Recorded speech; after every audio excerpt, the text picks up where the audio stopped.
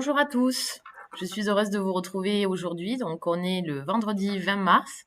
On en est à notre 4e jour de confinement dans le cadre du Covid-19.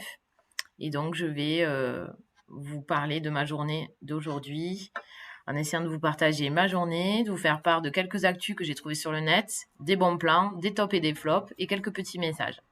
Donc c'est parti. Au niveau de ma journée, aujourd'hui, elle a été placée sous le signe du télétravail encore une fois. On est vendredi, c'est le 5e jour de télétravail. Donc je vous cache pas que moi, les journées, je les vois pas passer. Je vois certains de mes collègues et amis autour de moi qui s'ennuient, qui essaient de trouver des activités. Moi, je suis toujours dans mon télétravail, entre deux réunions, à essayer de réorganiser un peu l'activité comme on le peut dans l'urgence. Je vous cache pas qu'on est vendredi, je suis un peu fatiguée, j'ai hâte le week-end et en même temps, bon, on le sait, le week-end, on sait pas trop comment il va se passer étant donné que on va pas couler sous les activités. Voilà, donc je vous raconterai un peu plus ce week-end si j'ai réussi à trouver des activités ludiques ou originales pour occuper mes journées de confinement, mais jusqu'à présent, comme je vous le dis, c'était plutôt basé sur le travail. Voilà, donc au niveau de la météo du moral aujourd'hui, ben, on va dire que c'est assez ensoleillé comme le temps, hein, soleil à l'extérieur et à l'intérieur, malgré une petite brise, nous, au bord de la mer. Mais on va dire que le moral est plutôt au beau fixe pour l'instant, puisque les journées sont encore bien remplies. Voilà. Au niveau de l'actu, des actus qui m'ont marqué aujourd'hui sur les réseaux sociaux et sur le net, on va commencer par une info, on va dire plutôt sérieuse pour commencer, qui nous vient de l'Express. Voilà, je me suis informée et j'ai lu dans l'Express que donc la Banque centrale européenne sort un plan d'aide de 750 milliards d'euros pour venir en aide sur le sujet du coronavirus. Donc j'ai trouvé que c'était une information importante à communiquer et à retenir aujourd'hui. Ensuite, au niveau des informations un peu plus locales concernant l'Hérault, le préfet a interdit l'accès à toutes les plages de l'Hérault depuis hier, donc plus aucune sortie en bord de mer n'est possible, même pour faire un footing, même pour faire du sport.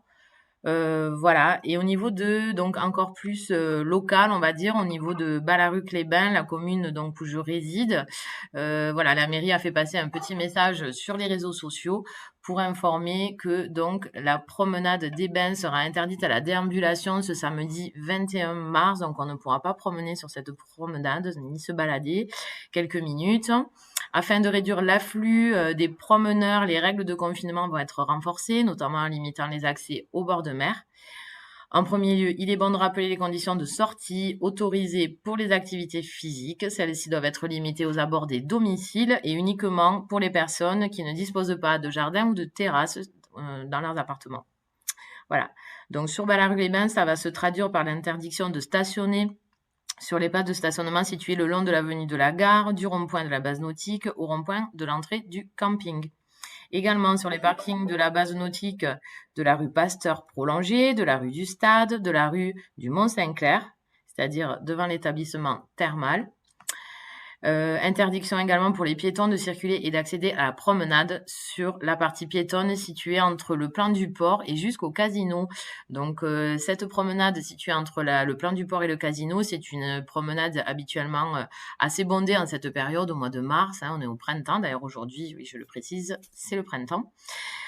Si je peux, j'essaierai de vous envoyer une petite vidéo là pour vous filmer cette promenade qui est vraiment déserte et pour cause de coronavirus, alors que habituellement il y a énormément de promeneurs en cette période.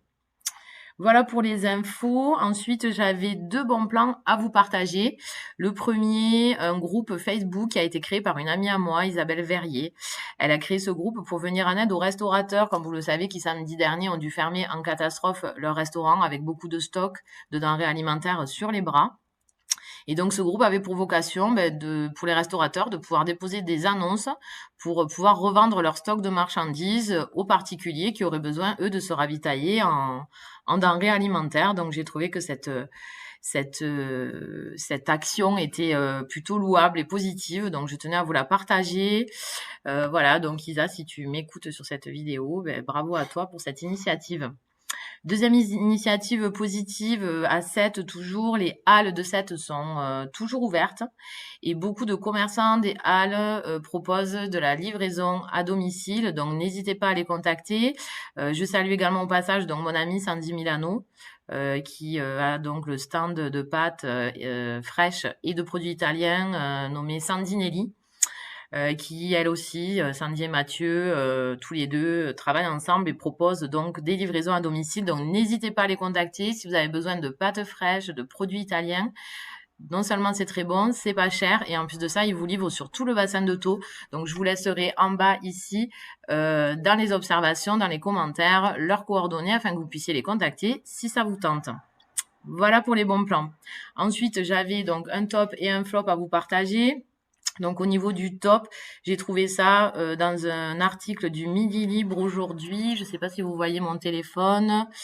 Voilà, c'est un article du Midi Libre qui nous dit donc que une jeune fille qui s'appelle Asia, qui habite à Sète, elle a 17 ans, elle habite au 24 de la rue Baudin, et tous les soirs, elle sort son piano sur la terrasse pour jouer pour ses voisins. Voilà, j'ai trouvé ça sympa. J'ai trouvé qu'en cette période, c'était une action, on va dire, solidaire, sympathique et ludique pour pouvoir animer son quartier, surtout si elle joue bien. C'est d'autant plus agréable. Et ensuite, le flop de la journée, c'est également un ami à moi qui a publié ça sur Facebook. Il est du bâtiment et effectivement, il est consterné de voir que donc la ministre a imposé à 2 millions de salariés du bâtiment de continuer de travailler dans des conditions qui ne sont pas peut-être favorables en cette période, sans protection, sans conditions de travail particulières adaptées en tout cas pour la situation que nous connaissons. Donc voilà, nous avons 2 millions de salariés du BTP qui ont continué à travailler malgré les dangers que nous connaissons tous à présent depuis le début de la semaine. Ça, c'était le flop. Ensuite, je vais terminer donc ma vidéo par le petit message du jour. J'ai trouvé ce message sympa sur la toile, donc je voulais vous le partager, un message humaniste et plein d'espoir. Voilà, donc qui dit que quand un être humain tombe malade, il s'ensuit souvent d'une prise de conscience sur sa vie. En ce moment, c'est l'humanité qui est malade et il s'ensuivra d'une prise de conscience collective. Voilà, je vous le partage également. C'est Francis Machabé qui a écrit ça. Voilà, je ne sais pas si on y voit bien. Francis Machabé qui a écrit ce message.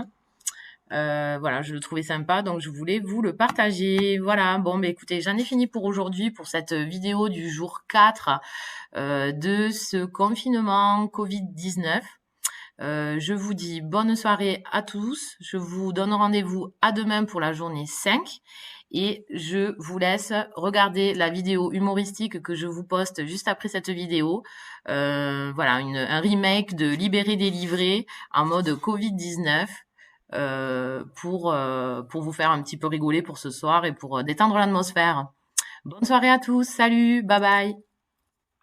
Des familles enfin réunies, enfermées, confinées, forcées d'être mères au foyer, même libérées.